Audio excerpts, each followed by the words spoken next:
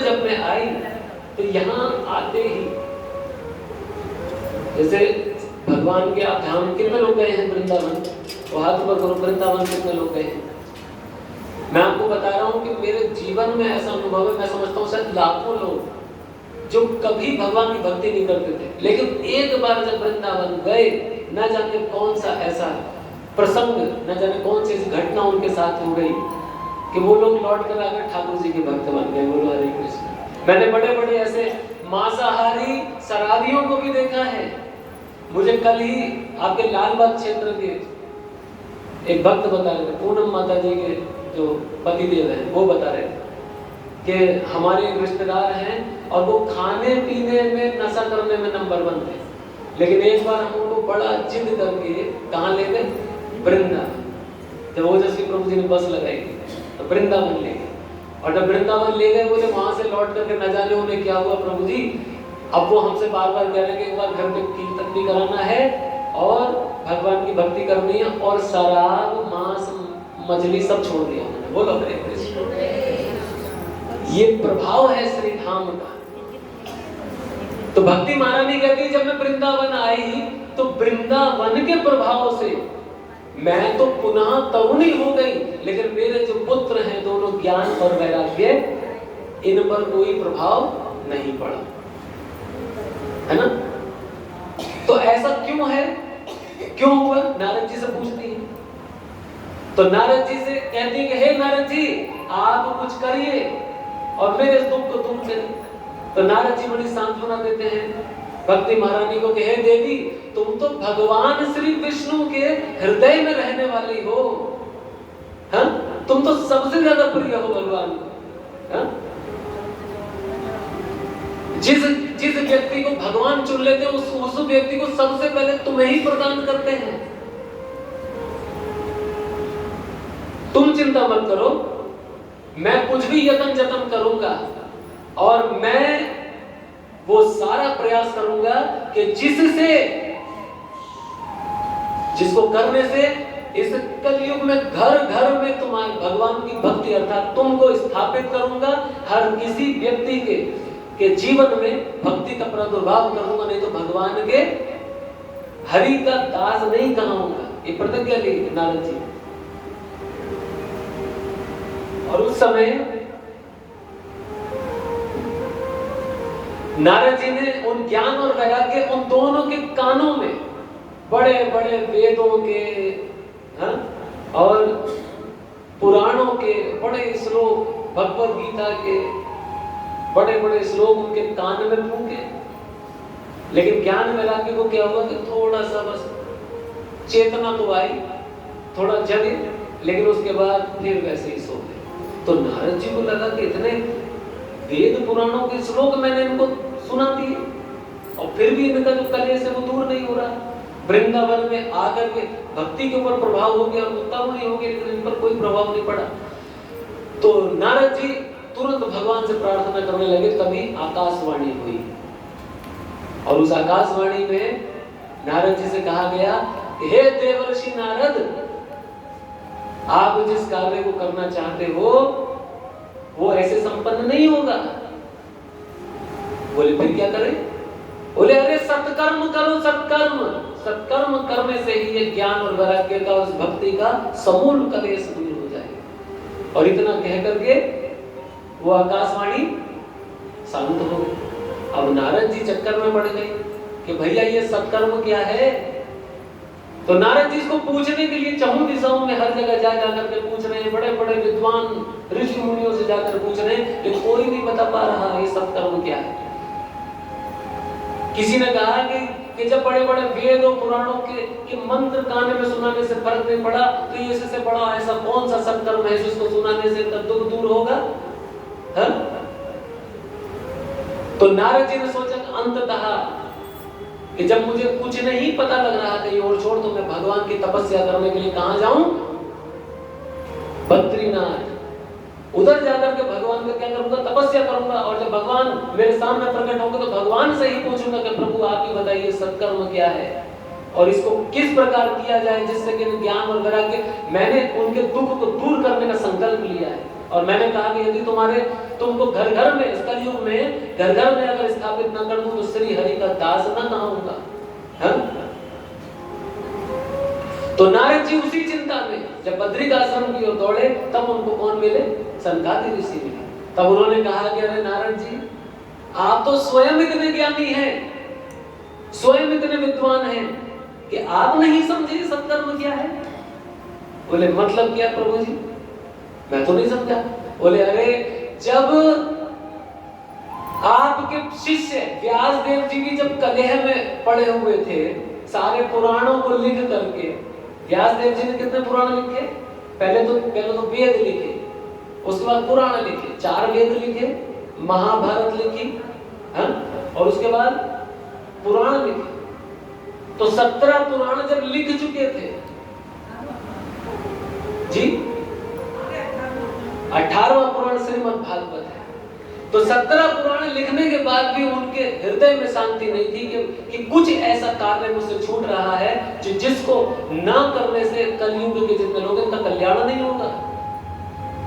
तो नारद जी, तुमने ही तो उनको रास्ता बताया था और आप ही ने उनको बताया था सत्कर्म के विषय में कि हे व्यासदेव, अब तुम क्या करो, एक 18वें पुराण की रचना करो जिसका नाम है श्रीमद् भागवत महापुराण। आपने ही तो उनको बताया था और आज आप ही भ्रमित हो। तो नारद जी ने कहा कि प्रभु, मैंने आपकी बात को माना, परंतु ये जो पुराण है ये भी तो सब वेद और शास्त्रों से ही निकला है। तो जब मैंने वेदों के मंत्र उनके कान में सुनाए तो प्रभाव तो होना चाहिए। बोले नहीं नारद जी, आप किस प्रकार अज्ञानियों की जैसी बात कर रहे हैं? आप तो परम ज्ञानी हैं। अरे जिस प्रकार एक वृक्ष के तने में, उसके टहनी में, उसकी जड़ में रस होता है, परंतु वो रस आपको ऐसे प्राप्त नहीं होगा। जब वही रस उस वृक्ष के फल के रूप में पक करके आपको मिलता है, तब उसका रस का आस्वादन होता है कि नहीं? आप बताओ वो फल कहां से प्रकट होता है? पेड़ से होता है ना। जो रस उस फल के अंदर है वो रस कहां से आ रहा है? उसी पेड़ में से आ रहा है। लेकिन अगर आप आम के रस को खाना चाहो और आप सोचो हम टहनी को चबाएं तो क्या वो रस मिलेगा? यद्यपि वो रस है उसमें, लेकिन मिलेगा नहीं। मिलेगा कब? जब वो रस फल के रूप में प्रकट होगा, तब वो वृक्ष आपको स्वयं दे देगा पका हुआ फल, तब आपको रसास्वादन होगा, है ना। जिस प्रकार ईख होती है ना, ईख में रस ही रस होता है, परंतु जब उसको खांड के रूप में जब अलग से निकालते हैं उसके रस को, तो बिल्कुल प्योर मीठा ही मीठा मिलता है ना। इस प्रकार ये जो श्रीमद् भागवत है, ये सारे वेद और पुराण उपनिषद इन सब का क्या है? उन सारे वृक्षों का पका हुआ फल है। इसके रसास्वादन से जो कल्याण होगा वो बाकी उसे नहीं हो सकता। बोलो हरे कृष्णा।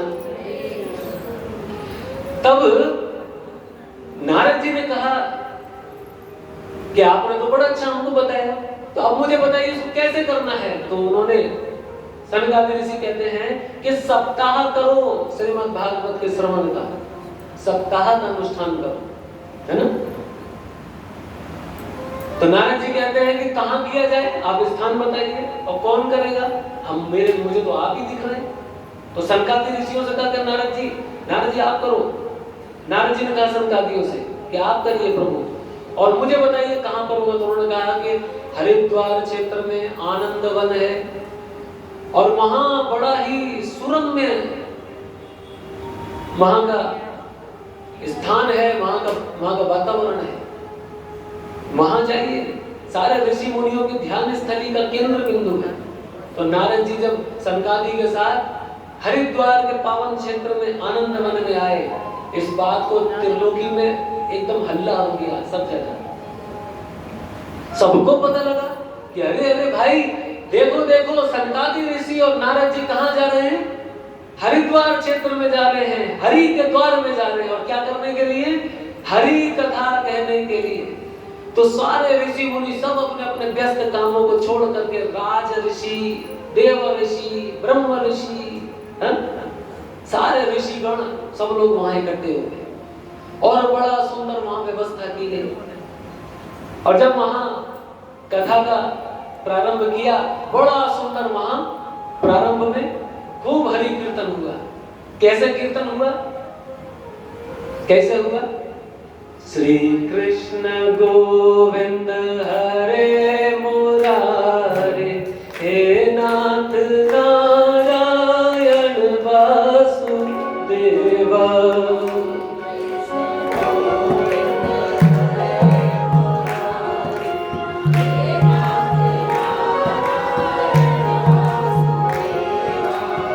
श्री कृष्ण गोविंद हरे मुरारे, हे नाथ नारायण वासुदेवा।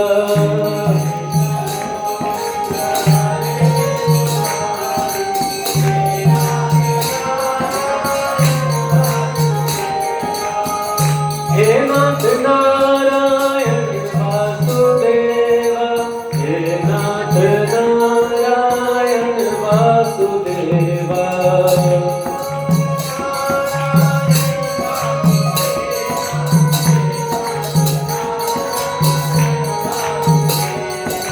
श्री कृष्ण गोविंद हरे मुरारे, हे नाथ नारायण वासुदेवा।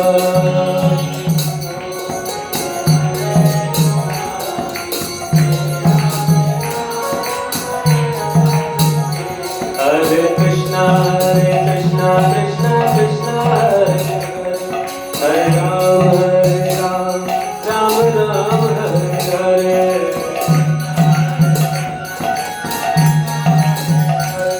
हरे राम राम राम हरे हरे। हरे कृष्णा कृष्णा कृष्णा हरे हरे, हरे राम राम राम हरे हरे। हरे कृष्णा कृष्णा कृष्णा हरे हरे, हरे राम राम राम हरे हरे। हरे कृष्णा कृष्णा कृष्णा हरे हरे, हरे राम राम राम हरे हरे। कृष्णा कृष्णा कृष्णा हरे हरे, हरे राम राम हरे हरे। हरे कृष्णा कृष्णा कृष्णा हरे हरे, हरे राम राम हरे हरे। हरे कृष्णा कृष्णा कृष्णा हरे हरे, हरे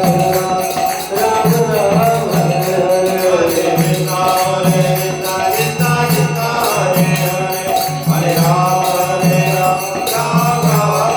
हरे। हरे कृष्णा कृष्णा कृष्णा हरे हरे, हरे राम राम राम हरे हरे।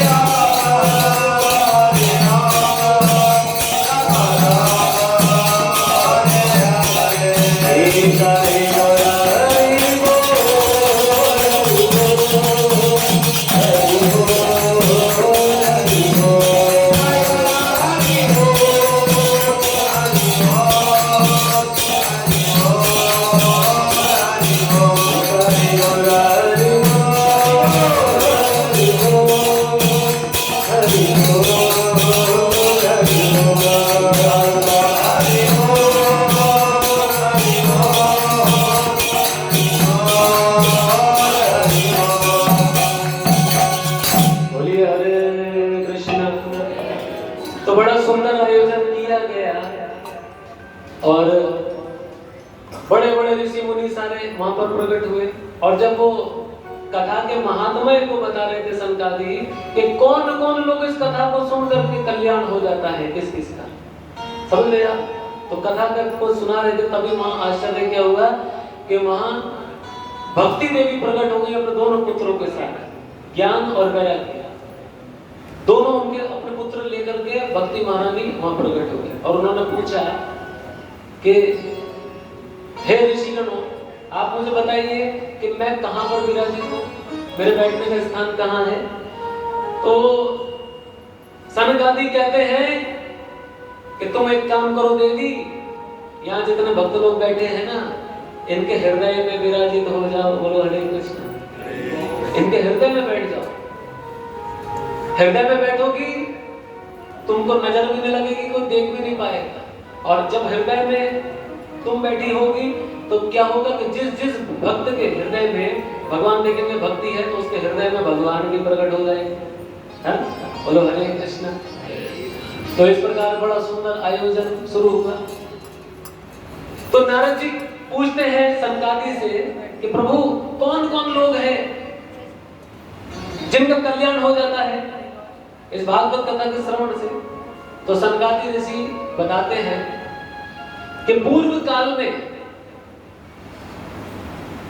काल में एक ब्राह्मण था, उसका नाम था आत्मदेव। क्या नाम था? आत्मदेव नाम का एक ब्राह्मण था, और उसके कोई संतान नहीं थे। इस ब्राह्मण के कोई संतान नहीं थे। तो एक दिन वो ब्राह्मण बड़ा दुखी होकर के अपने घर से निकला और जाकर के एक नदी के तट पर बैठा हुआ बड़ा दुखी अवस्था में शोक कर रहा था, शोक में डूबा हुआ था। तो तभी उसने क्या देखा कि पास में एक साधु, एक सन्यासी ऋषि वहां बैठे हुए थे। तो उन ऋषि को देख करके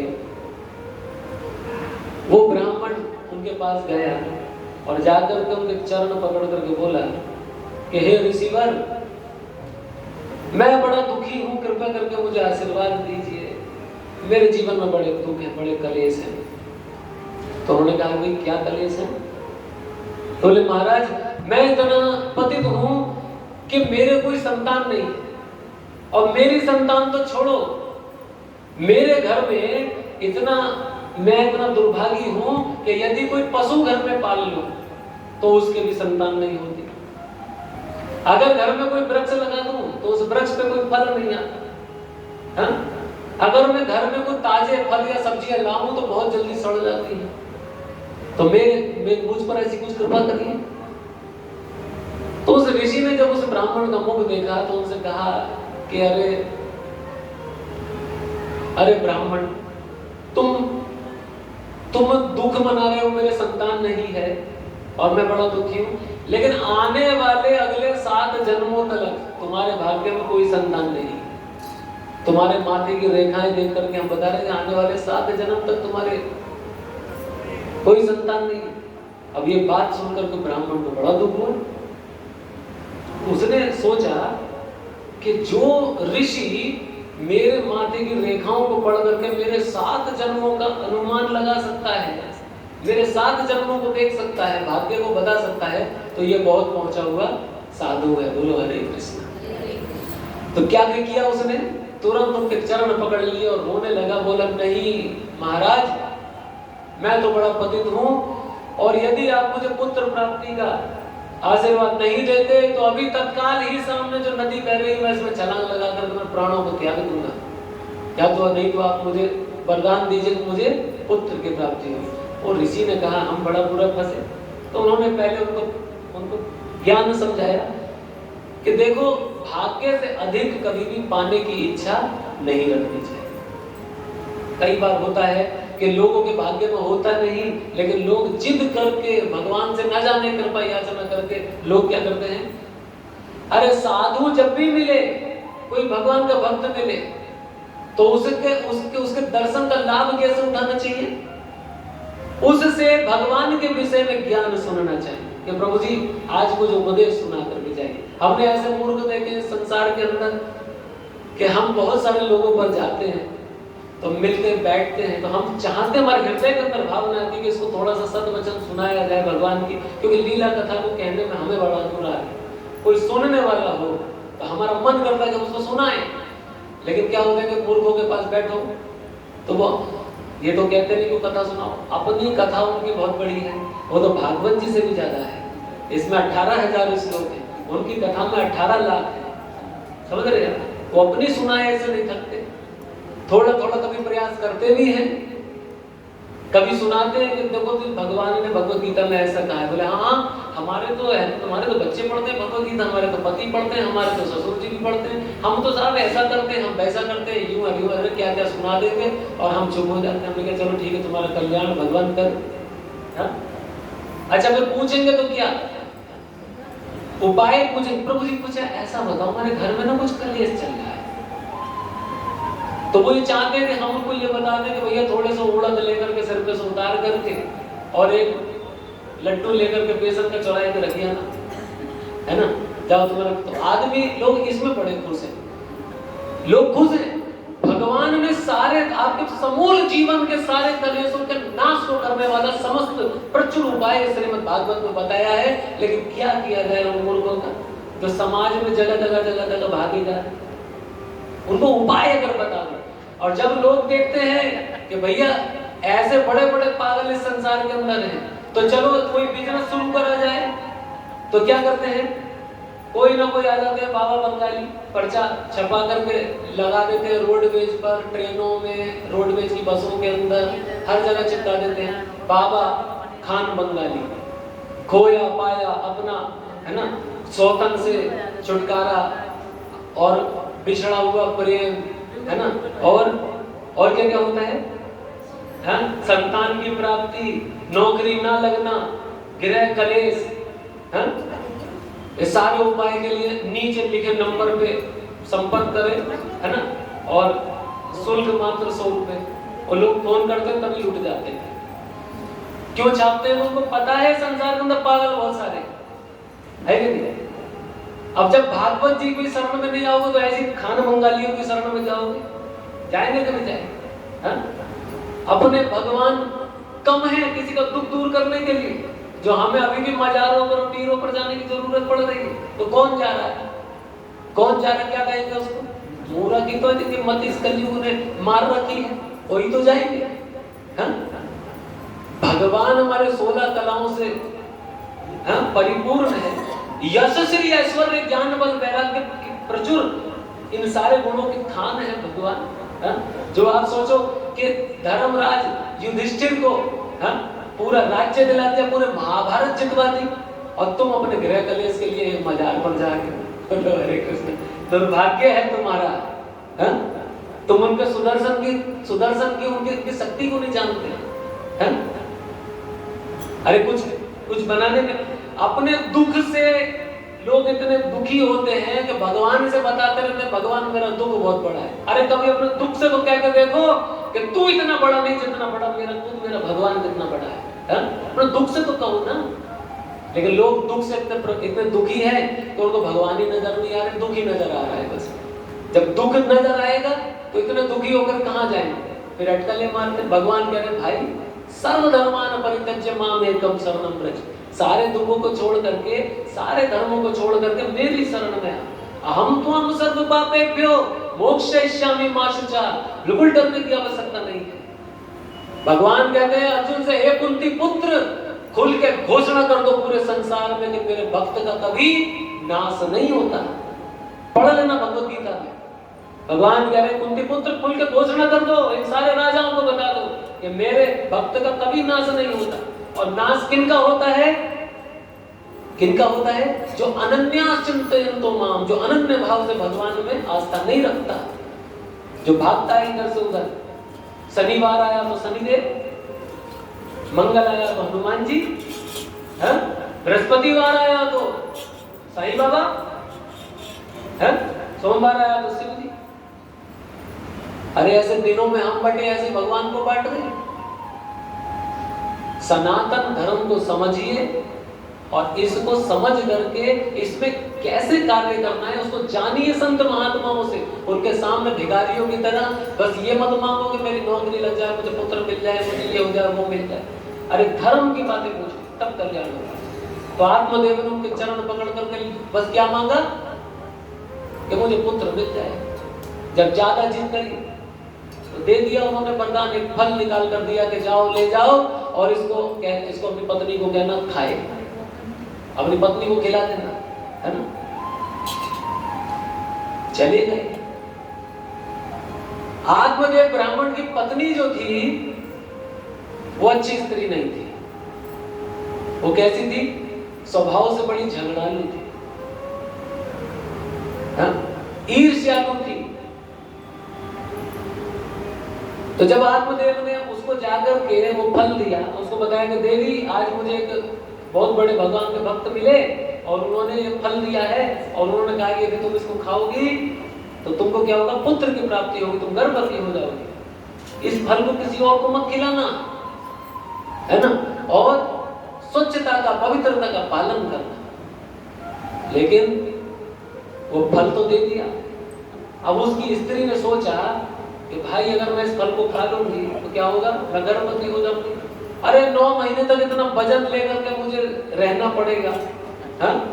तो वो अपने दुख को, जो अपने गांव की और स्त्रियां उसकी सखियां थी उनसे बता रही थी कि हाय हाय मेरा पति ये क्या बवाल उठा करके ले आया, हाँ? ये फल मैं खाऊंगी। अगर मान लो गांव में कभी आग लग गई तो कैसे दौड़ूंगी, भाई गर्भवती होगी, तेज भागा नहीं जाएगा। अगर डाकू आ गए वो तो मुझे मार डालेंगे। और मैं इतने दिन तक ये तो प्रसूति की जो अवस्था होती है बड़ी कष्टकारी होती है, इसमें बड़ी पीड़ा होती है। फिर बालक हो जाए उसका ध्यान रखो, खिलाने पिलाने का, उसके मल मूत्र को साफ करो, वो रात को सोने भी नहीं देगा, बहुत सारे कष्ट ही कष्ट है ना। तो वो दुख ऐसा पता नहीं। एक दिन उसकी बहन उससे मिलने आई और जब उसकी बहन उससे मिलने आई तो वो अपनी व्यथा उसको बताने लगी। उसकी बहन थी लालची, इसके पास धन बहुत था। उसने कहा कि बहन तू चिंता मत कर, मैं इस समय गर्भवती हूँ, जब मेरा बालक होगा तो मैं अपना बच्चा क्या करूंगी, तुझे दे दूंगी। तू कुछ दिन तक अपने पति को उल्लू बना करके रख, समझे, अपने पेट पर कपड़ा बांध कर कुछ ढोंग नाटक कुछ करना कि हम गर्भवती हैं। और एक काम करिए, फल जो है ये जो गाय है ना तेरे आंगन में, इसको खिला दे, है ना। बस मैं जो अपना बालक तुझे दूंगी तो मेरे पति को थोड़ा धन दे देना, उसके बदले में वो भी खुश हो जाएगा। दोनों बहनों ने साठगांठ कर ली। बोलो हरे कृष्ण। कुछ समय के बाद उसकी बहन के पुत्र हुआ तो वो पुत्र को ला करके उसने किसे दे दिया, अपनी बहन को। इसका नाम था धुंधली, धुंधली को दे दिया। हाँ? तो देने के बाद पूरे गांव में खुशखबरी फैल गई कि आत्मदेव के पुत्र हुआ है, आत्मदेव के पुत्र हुआ है। हाँ? बड़ा अच्छा हर्षोल्लास से बड़ा सुंदर आयोजन किया गया, है ना। खूब बढ़िया भजन कीर्तन हुआ।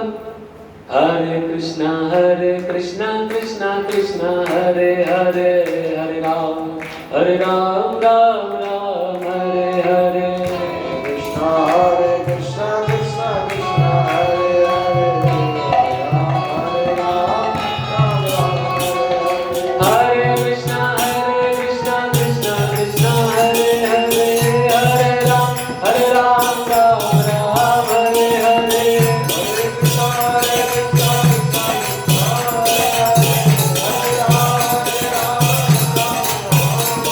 गोविंद हरि गोपाल हरि,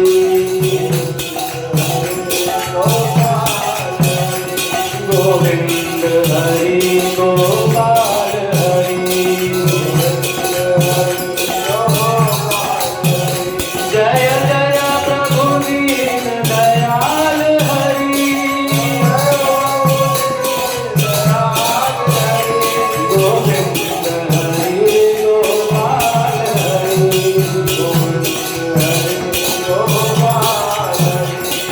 इसी प्रकार बड़ा सुंदर कीर्तन हुआ। आत्मदेव के यहाँ बड़ा सब उपहार लेकर के आए, बड़ा अच्छा नामकरण हुआ। और नामकरण हुआ तो उस पुत्र का नाम क्या रखा, जोर से बोलो, धुंधकारी, है ना, धुंधकारी। अब कोई बात नहीं, आत्मदेव का तो ऐसा हुआ जब भाग्य खुल गया। कुछ समय के बाद पता लगा आत्मदेव की पत्नी के तो पुत्र की खबर फैली, बाद में गैया के भी पुत्र हो गया। बोलो हरे कृष्ण। हाँ, तो क्या हुआ, उसके पुत्र हुआ।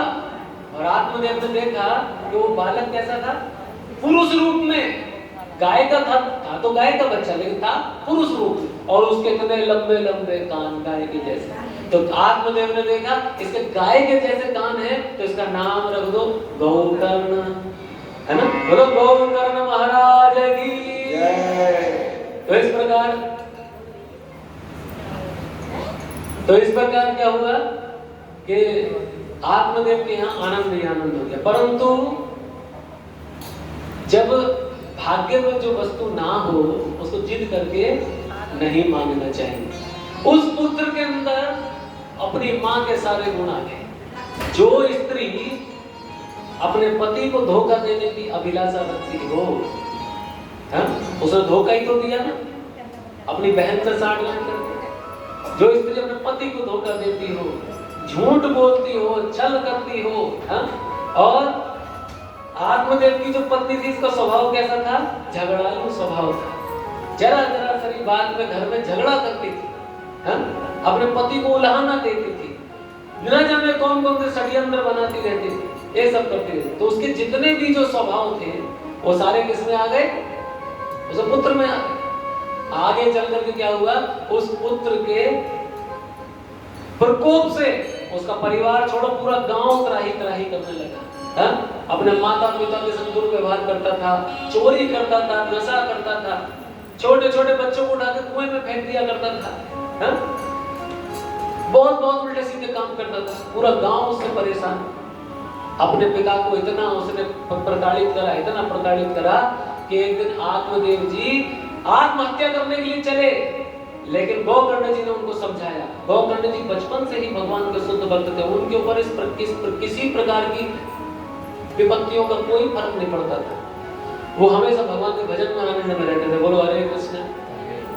तो गौकर्ण जी ने उनको समझाया, और समझाया क्या कि पिताश्री आप चिंता मत करो, ये सब आपके प्रारब्ध का फल है। ये सब क्या है, आपके प्रारब्ध का फल है। और आप अपनी आत्महत्या मत करो, उससे अच्छा है कि आप घर परिवार को छोड़ करके हिमालय की ओर जाइए और भगवान के भजन में अपने जीवन को लगाइए, तब तो कल्याण है। ऐसे आत्महत्या करने से क्या फायदा, है ना। मैं इस माध्यम से उन सारे लोगों को सलाह देता हूँ। कितने लोग हैं जो आत्महत्या करना चाहते हैं, हाथ ऊपर करो। कोई भी नहीं चाहता, एक आदमी नहीं। अरे बाप रे, और पैसे तो आए दिन सुन लेते, उसने आत्महत्या कर ली, उसने आत्महत्या कर ली, पूछो तो कोई बताता नहीं। अगर मन में विचार आए, है ना, आत्महत्या करने का मन में विचार आए तो बहुत अच्छी बात है, लेकिन करना क्या है, इस शरीर को ऐसे नहीं करना कि हाँ आत्महत्या कर ली। अरे आत्महत्या क्यों करते हो, संसार से अपना को छुटकारा दिलाने के लिए करते हो ना, तो सीधा इस संसार को छोड़ना और कहाँ चले जाना, भगवान के धाम। संन्यास ले लो इस संसार से, पत्नी से, परिवार से, बच्चों से, सबसे संन्यास ले, छोड़कर चले जाओ और जाकर के कहाँ जाओ, भगवान के धाम जाओ, हरिद्वार जाओ, वृंदावन जाओ, रामेश्वरम जाओ, बद्रीनाथ जाओ, जगन्नाथपुरी, जहाँ इच्छा हो वहां जाओ और जाकर के पूरा जीवन भगवान के भजन में लगा दो और मन में सोच लो मैंने संसार के प्रति आत्महत्या कर ली। बोलो हरे कृष्ण। ऐसी आत्महत्या मत करो जो नरक में जाना पड़े। आत्महत्या करनी तो ऐसे करो जो अपना कल्याण हो और बाकी तुमसे जुड़े हुए जितने उन सबका भी कल्याण। लेकिन भैया ऐसी आत्महत्या मत करना। वो तो कौन लोग करते हैं, जो कमजोर लोग होते हैं, है ना, जो बुज़दिल लोग होते हैं वो कर लेते हैं, फांसी लगा ली, उसका क्या उपाय है ना। ऐसे नहीं करना चाहिए। तो आत्मदेव जी को गोकर्ण जी ने कहा कि तुम अपने बाकी के जीवन को भगवान के धाम उसमें लगाओ, सेवा में। तो गोकर्ण जी चले गए वन की ओर भगवान की भक्ति करने के लिए। लेकिन कुछ समय के बाद क्या हुआ, उस धुंधकारी का प्रकोप तो रुका नहीं। एक दिन उसने अपनी माँ को बहुत बुरी तरह पीटा और पीटा, उससे क्या कहा कि जितना भी धन है वो मुझे दे, और नहीं देगी तो क्या होगा, चूल्हे की जलती हुई लकड़ी से तेरी पिटाई करूंगा। अपने पुत्र के इस प्रकोप से भय के कारण उस स्त्री ने क्या किया, रात्रि के समय घर के सामने कुआं था, कुएं में कूद करके आत्महत्या कर ली। बोलो हरे कृष्ण। तो पत्नी वाली आत्महत्या तो खराब है, पति वाली सही है, तो जंगल चले गए, है ना। तो उसके बाद क्या हुआ, गोकर्ण जी ने भी देखा घर में कलेश ही कलेश है। गोकर्ण जी अपने तीर्थ यात्रा पर चले गए, भगवान के भक्त थे, चले गए। और पीछे क्या हुआ, उस धुंधकारी ने 4 वैश्याओं से विवाह कर लिया। वो तो भोगी काम ही था, 4 वैश्याओं से विवाह कर लिया। और विवाह करने के बाद मदिरा पान करना, उन्हीं के संग रमण करना, चोरी करना, ये सब उसका काम था। एक दिन क्या हुआ, अपनी उन्हीं वैश्या पत्नियों के आग्रह पर, उनकी डिमांड पर बहुत सारा धन चुरा करके लाया। उन स्त्रियों ने कहा कि हमको जेवर ला कर दो, गहने ला कर दो, उसको पहन करके हम प्रसन्न होंगे। तो धुंधकारी एक जगह बहुत बड़ी चोरी करके लाया, और जिस दिन लाया तो उन स्त्रियों को भय हो गया। उन्होंने सोचा कि भाई इतनी बड़ी बड़ी चोरी करने लगा, आज ना तो कल राजा इसको पकड़ लेगा, और राजा जब पकड़ लेगा इसका सारा धन भी छीन लेगा, है ना, और साथ में हमको भी दंड मिलेगा। तो इसलिए बहुत अच्छा होगा, इसको तो राजा पकड़ करके देगा क्या, मृत्यु दंड देगा। तो इससे अच्छा है हम ही इसको मृत्यु दंड दे दें। एक दिन रात्रि में उसको अधिक मदिरा पिला करके उन स्त्रियों ने क्या किया, सोते हुए धुंधकारी के को गले में रस्सी, 4 पत्नियां थी ना, 2 लग गई दोनों तरफ, 2 इधर से, 2 ने इधर से खींचा, 2 ने इधर से खींचा। लेकिन वो इतना बलिष्ठ था कि रस्सी कसने से गले में तब भी नहीं मरा। उन्हें लगा कि भाई इसको तो मारना जरूरी है, अगर बच गया तो ये तो हमको ठिकाने लगा देगा, अब तो मारना मजबूरी है। तो उन्होंने क्या किया, जलते हुए अंगारे उसके मुख पर डाल दिए, और इस प्रकार वो हाय हाय करता हुआ मर गया। और उसी के घर में गड्ढा खोद करके रात्रि में उसके शव को अपने ही घर में दफना दिया, वहीं गाड़ दिया, और गाड़ने पर सारा धन लेकर के चंपत हो गई। बहुत समय के बाद गोकर्ण जी जब पुनः अपने घर की ओर लौटे तीर्थ यात्रा करके, तो रात्रि के समय अपने घर आए, तो घर में आकर के देखा घर में तो कोई था नहीं। तो गोकर्ण जी आंगन में अपना बिस्तर बिछा करके सो गए। लेकिन रात्रि में उन्होंने देखा कि कोई प्रेत बार बार हवा के साए से कभी इधर जाता है, कभी इधर जाता है, कभी नई नई आवाजें निकालता है, कभी नए नए रूप धरता है। तो गोकर्ण जी ने, वो तो भगवान के भक्त थे, गोकर्ण जी ने क्या किया, अपने कमंडल से जल लेकर के मंत्रोच्चारण करके और छिड़का, और उस प्रेत से कहा कि तुम कौन हो, सामने आओ। तो एक प्रेत के रूप में वो जो धुंधकारी था उनके सामने प्रस्तुत हुआ, और बड़े रोते रोते रोते रोते उसने कहा कि भैया मैं तुम्हारा छोटा भाई, मैं तुम्हारा भाई हूँ धुंधकारी। बोले अरे धुंधकारी, तुम्हारी मृत्यु कैसे हुई और तुम ऐसे प्रेत योनि में क्या कर रहे हो। उसने पूरी कथा सुनाई, ऐसे ऐसे हुआ। तो उसने गोकर्ण जी ने कहा कि मुझे तुम्हारी मृत्यु की खबर मिली थी, परंतु मैंने तो तुम्हारे लिए गया जी में और कई तीर्थ स्थानों में तुम्हारे लिए श्राद्ध कर दिया, तुम्हारा तर्पण कर दिया, तुम्हारा पिंडदान कर दिया, तुम अभी भी प्रेत योनि में कैसे भटक रहे हो।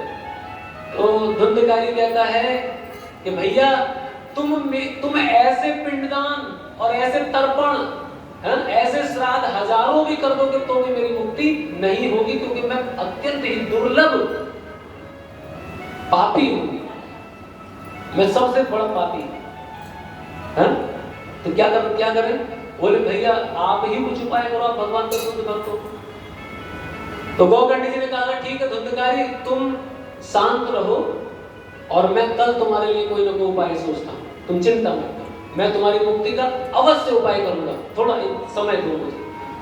तो रात्रि में सो गए, सवेरे उठ करके गोकर्ण जी ने सारे विद्वानों से, जितने भी उस गांव में थे, सबसे चर्चा की कि भैया मेरा भाई जो प्रेत बन गया, इसकी मुक्ति का क्या कारण है। सबने बड़े बड़े पोथी पत्रा सब पलटे, किसी की समझ में नहीं आया क्या होगा। तो क्रोध में आकर के गोकर्ण जी ने अपने सारे योग तपोबल से क्या किया, सूर्य की गति को रोक दिया।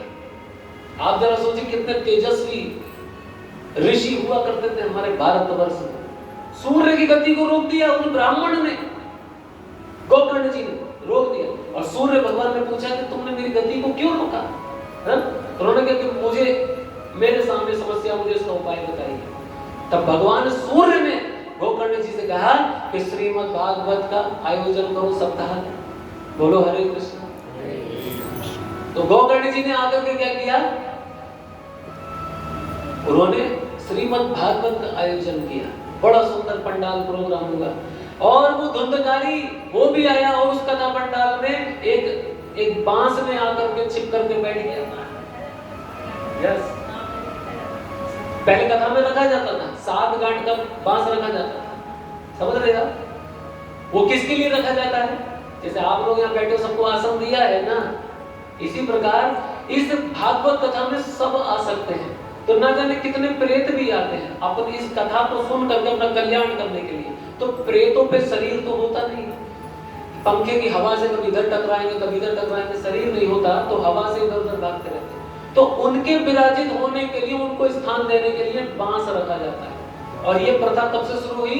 जब गोकर्ण जी कथा कर रहे थे तो उनकी कथा में जब धुंधकारी एक बांस के अंदर छिप गया, तब से ये व्यवस्था हुई। तो वो धुंधकारी उस बांस के अंदर बैठ गया, सब लोग बड़े आनंद से बैठे। गोकर्ण जी ने कथा सुनाई और पहले दिन की कथा के अंत में उस बांस का एक गांठ फट गया, चटाक से आवाज आती थी, गांठ फट जाती थी। इसी प्रकार प्रतिदिन के कथा के अंत में एक एक गांठ फटते फटते 7 गांठें फट गए। और उस बांस में से आश्चर्य में क्या हुआ?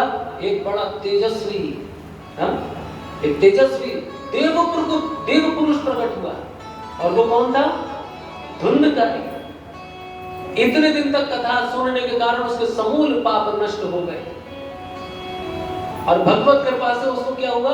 भगवान के जैसा रूप सौंदर्य उसको प्राप्त हुआ। और तभी क्या हुआ? भगवान के धाम से एक विमान उतर गया। और ये सब कपोल कल्पनाएं नहीं है, ये सारे तीर्थ स्थलों में जाकर के आप स्थानों को देख सकते हैं।